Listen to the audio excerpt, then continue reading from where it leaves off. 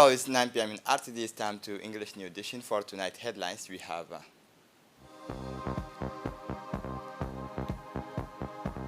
the Arab State presides over the third meeting of the Council of Ministers.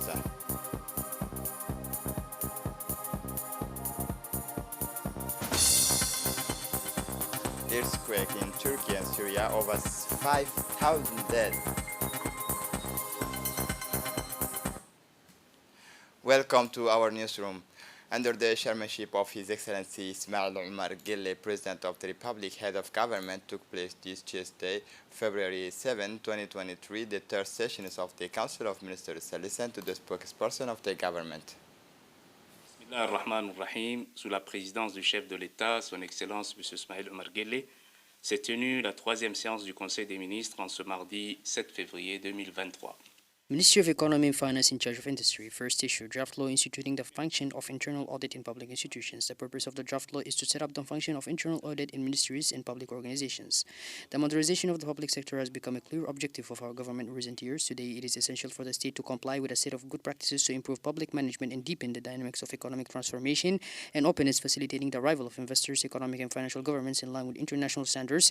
Several countries have embarked on such an adjustment of public management and internal audit. Internal auditing contributes to organizations in improving their performance. The draft law requires ministries, public institutions, and companies to develop strategic plans and performance reports to develop performance reports, indicators to map risks that may affect the achievement of objectives, to implement internal control and compliance mechanisms in accordance with laws, regulations, directives, and instructions to instruct the internal audit culture, and to set up a harmonization and strategization body in each ministerial department and public company. The audit managers will draw up an annual audit plan that defines the priorities in this area. The draft law also provides for bodies responsible for the governance of internal auditing, in particular the Risk Management Committee at the level of the ministries, the Internal Audit Committee at the level of the ministries, and the Central Unit for Harmonization and Standardization of Internal Auditing and Verification at the interministerial level.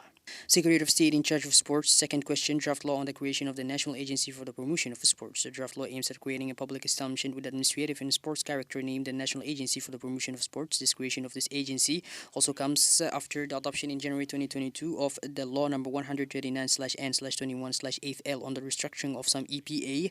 The mission of the new structure is to develop access to sports, promote high-level quality sports in Olympic and Paralympic disciplines, ensure the coherence of the internal sports projects and those of federations, to promote the social role of sports associations and financially support federations. The AMPS will also be in charge of renovating sports facilities and promoting sports as a vector of well-being, as well as detecting young talents for the high level. The bill also defines the administration and management bodies of the agency. The AMPS is administrated by a board of directors composed of 12 members from different ministerial departments, representatives of sports federations, and representatives of civil society. It is managed by a general direction which is composed of 4 directions. Presidency of the Republic. Third question, project on the decree instituting the electronic portal of public procurement. The reform of the public procurement law must lead to a technological evolution, which is that of the dematerialization of the public procurement procedures. This draft decree instituting the electronic portal of public procurement sets the beginning of the digital era. It is a platform for the transmission of information relating to public and by electronic means, for which the National Commission through NC provides the hosting of the technical infrastructures of the electronic portal and the security of the portal. This portal will allow reduce costs, strengthen competitiveness, and reduce costs and improve the collection of data on public and publish legislative and regulatory texts and other documents related to public procurement. Also, it is the responsibility of the contracting administration to publish in the state portal the notice of the publication of the calls for tenders, the notice of expressions of interest, the tender documents, and the decisions of cancellation of the procedure. Finally, the objective of these texts are to ensure the transparency of the practices of the public purchasers as well as the economic operators, but also to modernize and simplify the procedure of public procurement. Fourth question, draft decree fixing the organization and the functioning modalities of the Management Committee of the Disability Support Fund. The law number 168 creating the Disability Support Fund was adopted in November 2022. This draft decree specifies the composition of the Management Committee and its organization. The main tasks of this body will be to decide on all matters relating to the orientation of interventions, financial resources, and eligibility conditions of the fund. It will define annual guidelines and propose an annual schedule of priority programs to be implemented. The draft decree also specifies the origin of the support fund's resources, which comes mainly from an annual government subsidy of 200 million Djibouti francs, 1% tax on alcohol and soft drinks, subsidies granted by national and international organizations, and donations and bequests from individuals and public and private companies. The expense eligible for the fund's resource are those of the National Disability Provision and Care programs defined by the government. des marchés publics et vise donc à simplifier et à assurer la transparence des pratiques et des acheteurs publics ainsi que des opérateurs économiques.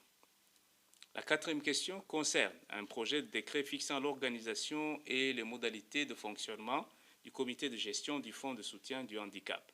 Le comité en question se voit attribuer différentes missions.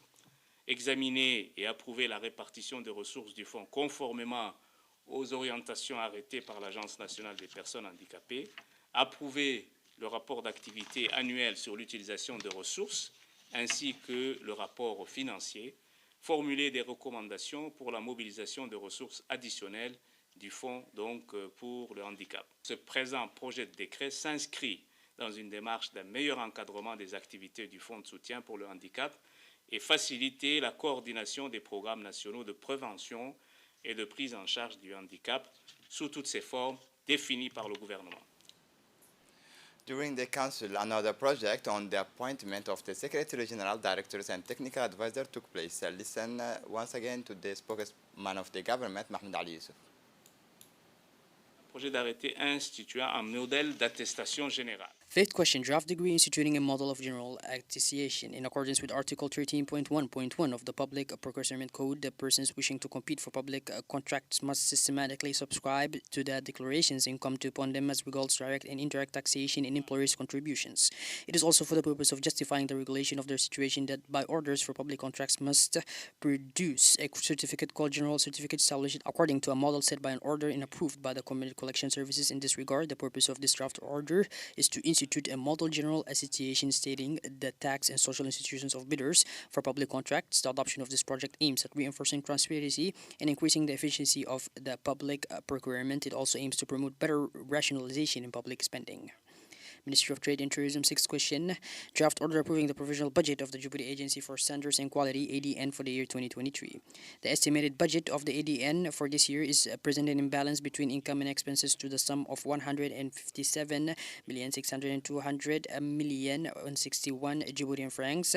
The expected subsidy from the state is 83,625,000 Djiboutian francs for the first year of operations. The agency owns revenues and estimated at 74 million Djiboutian francs and are made up of the revenues from import and export, product certification, metrology, calibration of various mass measurements, approval of standards, and accreditation of local product conformity assessment bodies. The agency also intends to set up an electronic certification platform for accredited bodies.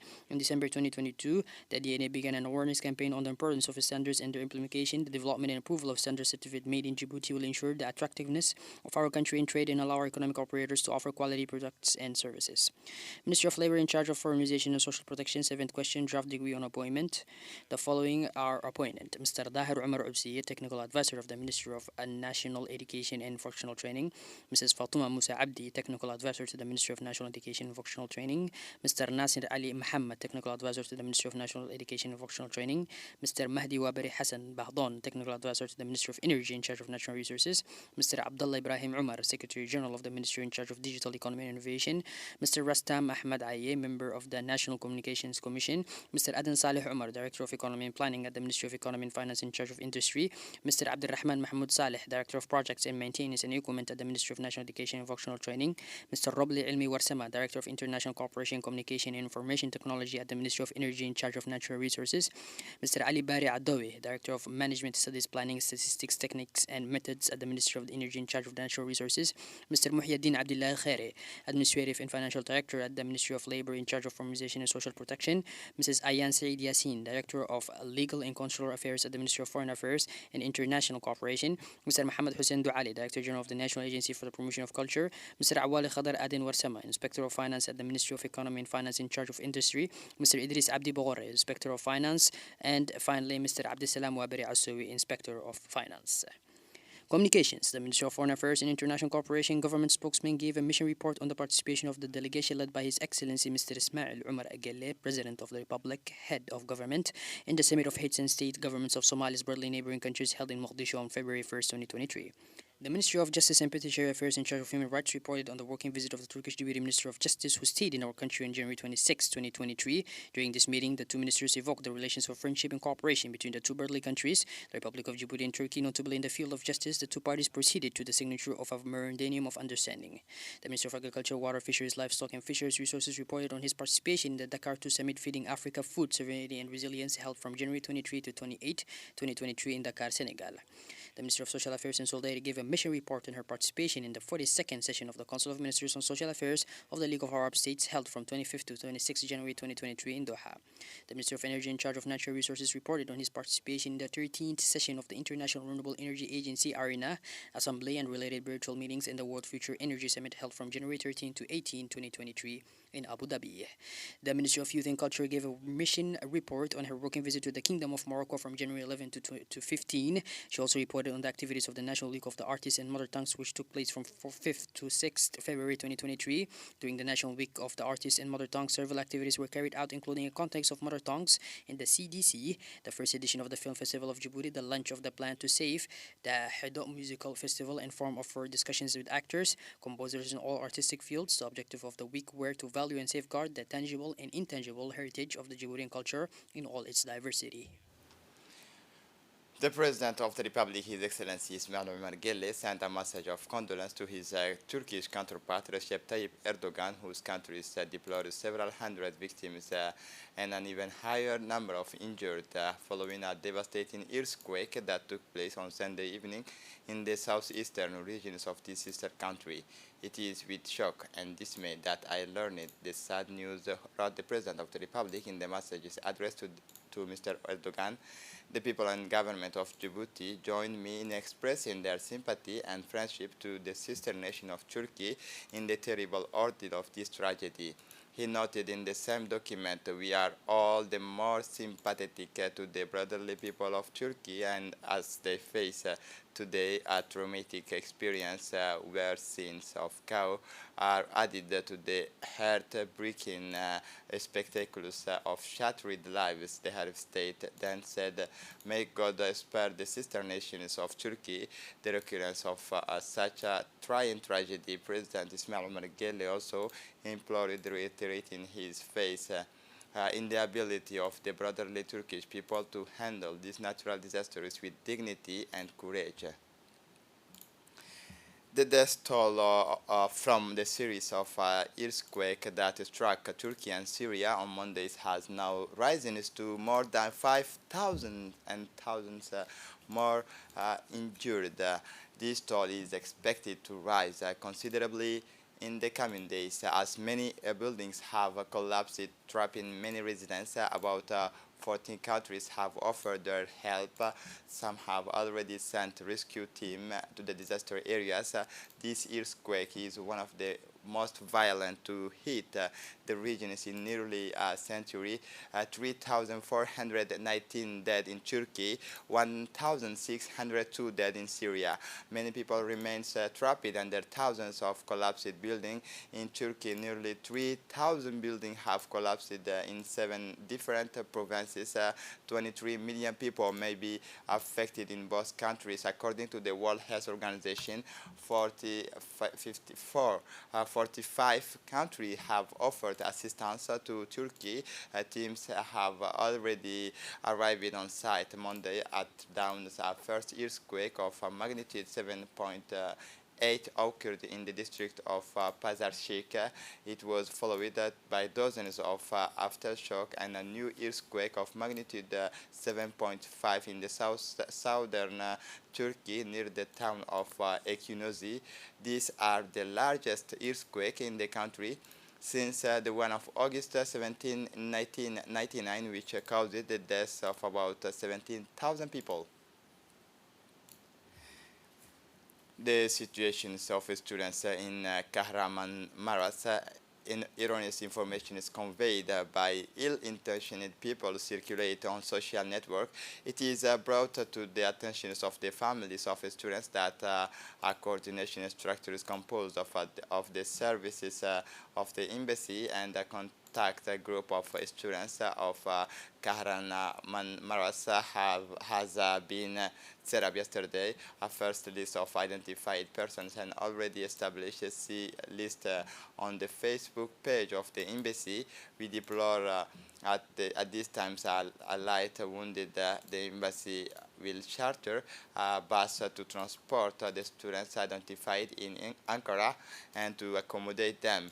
We ask you to follow regularly the updated information of the coordination structures on our Facebook page, Djiboutian Embassy in Turkey. As part of the National Week of the Artists and Mother Tongue, the Ministry of Youth and Culture, in collaboration with UNESCO, organized this morning the launch of the plane to save the hero in the exhibition room of the Library and National Archives of Djibouti. The event gathered around the same table as the Director of Culture, Fatuma Abdi Isse, surrounded by her close collaborators and 20 women representing the women's associations of the city of Djibouti and the southern regions engaged in the file of promotions of culture. The objectives of this two-day workshop is to revitalize the practice of the hero confessions, which is listed as a tangible heritage of UNESCO, and the creations of an association of hero women to safeguard this cultural element in order to pace it on the younger generations through training sessions and by integrating the country's university academic training. In her speech, the Director of Culture, Fatuma Abdi Isse, first welcomed the participants before returning to the purpose of the event. In her speech, the Director also explained the expectations of this two-day workshop, which consists in selecting the best practitioners who will confess the hero and the creations of an association of hero women. On the occasions of the International Day of Zero Tolerance of Female Genital Mutilation, the Ministry of Women and Family and UNFD Djibouti jointly organized yesterday at the Sheraton Hotel workshop on positive masculinity as a factor to accelerate the abandonment of the female genital mutilation. This event is part of the actions put in place to fight against the female genital mutilations, aims to be reflections to understand how to illustrate the place of men in this strategy to fight against and how to promote their commitment. This workshop of exchanges was animated by the professors specialized in this file in the file of sociology and psychology, and also the sociology and the genders and family. This event was attended by the representative of the UNFPA, Aisha Ibrahim, officials of the Ministry of Women, and the representative of the UNICEF, the representative of USAID in Djibouti, representatives of the relevant ministries, students of the university, and civil society. Positive masculinity advocate for non-violent masculinity behavior and for an egalitarian vision of the relationship between men and women. It condemns discriminations and abuse of women and aims at their empowerment. The Djibouti Agency of Standards and Quality has conducted today an inspection visit to one of the largest industries Djiboutian is in this case the establishment Kubesh. This inspection visit of capital importance has the objective to see visually if the product made in Djibouti meet the requirements of international standards. On arrivals at the establishment Kubesh, they were welcomed by the Director of Industries of the establishment Kubesh, Mr. Faisal Muhammad Hashi. After the reception is a meeting followed between the officials of Kubesh and those of the agency, and led by the Director General of the agency, Awali Usman Jama. During the meeting, the responsible of the company Kubesh provided to the inspector of the agency and further explanations on the various certification of the company in terms of quality and safety of their product. At the end of the meeting, the towers of the product plane was made to the inspectors. The Director General of the Djibouti Agency of Standards was pleased that the establishment Kubesh meet the requirements of international standards. Recall that the Djibouti Agency of Standards and Quality is responsible for ensuring the quality and the compliance of products and services used in our country. The inspections visit conducted by the Djiboutian Agency of Standards will continue until next Thursday.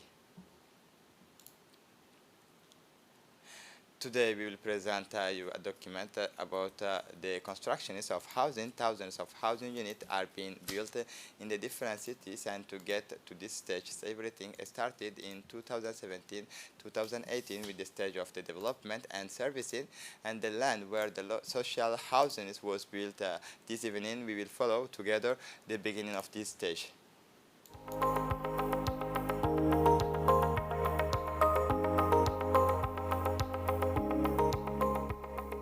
Nous devons avoir aussi We must have an ambition, generous and proactive policy so that the access to housing becomes a reality for our citizens. In terms of development, there is one sector that the government has not left out of its 2025 action plan. This is the reduction of vulnerability in the precarious urban areas of the city of Djibouti and the capitals of the interior regions. This vast and ambitious program reflects the President's desire to provide the people of Djibouti with a decent and structured living environment to build for the future. Development and servicing, the south of Djibouti city is witnessing an unprecedented transformation of the urban landscape led by the Ministry of the City, Urban Planning and Housing and conducted by IRLOS and CF. The social housing program is in full swing. The first social housing program, completed in 2018, offered 540 new homes. Since then, 5 other building complexes, creating the urban hub of Balbala North, 2,500 apartments and over 1,300 plots further south in the Nasib area. New land use planning requirements are being implemented. Indeed, by the firm will of the head of state, His Excellency Mr. Ismail Omar Guelleh, it will no longer be possible to allocate plots of land that do not have the minimum conditions of development.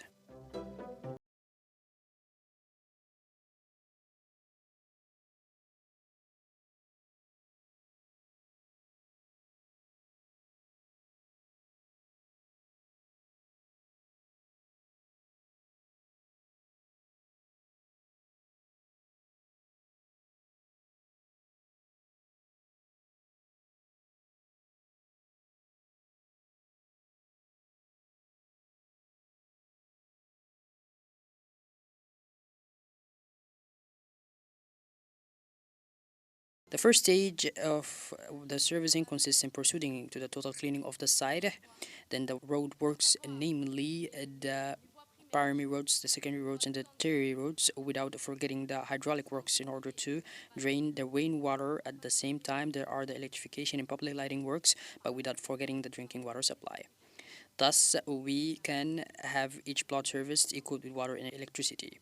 It is with this in mind that the former site called Buldo, which was home to illegal and anarchic occupations, has been developed and serves to create 4,500 plots of varying sizes. The developing and servicing of this 110-hectare site will be done in phases in order to gradually diversify the area. The development of a large number of service blocks constitutes access 2 of the National Housing Strategy. It allows us to meet the deemed for affordable plots for all Djiboutians. The Babala South area already includes several housing projects, including the IOG Foundation Social Housing, the Armed Forces Social Housing, and the 160-hectare site given to the CF. Eventually, the new Nasib area will include 44 kilometers of roads, electrical networks, and drinking water pipes. In this perspective, a new residential city with local facilities such as health centers, schools, a police station, and sports fields will soon be built to make it a second urban pole in Balbala. The Director General of Arulos, Mr. Abdurrahman Ali Ahmed, visited today the commune of Balbala and Bulaus in Djibouti to inspect the rehabilitation of the commune offices. The rehabilitation project led by the Ministry of Urban Planning aimed to improve the working conditions of local officials and their staff. During his visit, Mr. Abdurrahman met with the President of the commune, Mr. Abdul Qadir Iman, of Bulaus and Muhammad Hassan Saeed of Balbala to discuss the progress of the rehabilitation project and to gather feedback from the local leaders. The rehabilitation project included the renovations of the offices, providing a more comfortable and functional work environment for local leaders and their staff.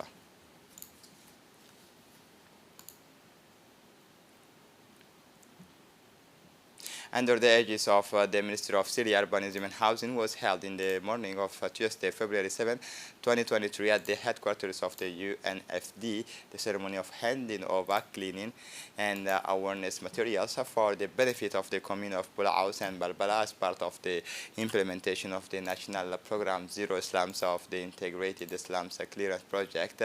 This ceremony was attended by the Director General of Arulos, Mr. Abdurrahman Ali Ahmed, the President of the Commune of Bulaus and Balbala, respectively Abdul Qadir Iman Muhammad and Mr. Muhammad Hassan Saeed and their teams. Thus, this important ceremony is part of the capacity building for the benefit of municipalities, essential partners in the implementation of the PERD.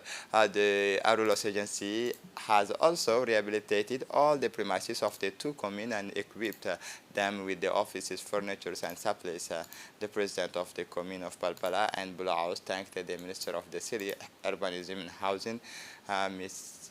Amina Abdi Aden, and all the collaborators, in particular the Director General of Arulos, for the handing over of these important batches for the benefit of the population. At the end, the ceremony ended with the handing over of the cleaning and awareness materials to the president of the commune.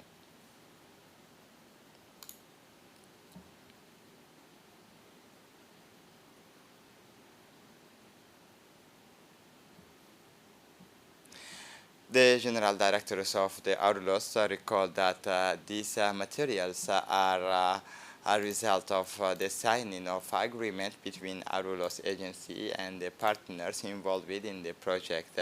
He also urged the elected officials to intensify the cleaning and sensitization activity to make our district clean. The Customs Brigade, in close collaboration with the gendarmes of Ali Sabih Brigade, intercepted a tricycle carrying a large quantity of smuggled cat in order to fight against smuggling and all its form. Indeed, following the intelligence report of the convoy of smuggled cat to the city of Ali Sabih, gendarmerie devices was installed upstream. This mobilization led to the arrest of suspected smugglers and the seizures of 11 packages of cat, each containing 100 bundles and market values of 1.1 million. Tricycles was also seized. During this case, as required by the procedures, the services of the customs were informed and all says that these perpetrators was brought to justice and transferred for these actions.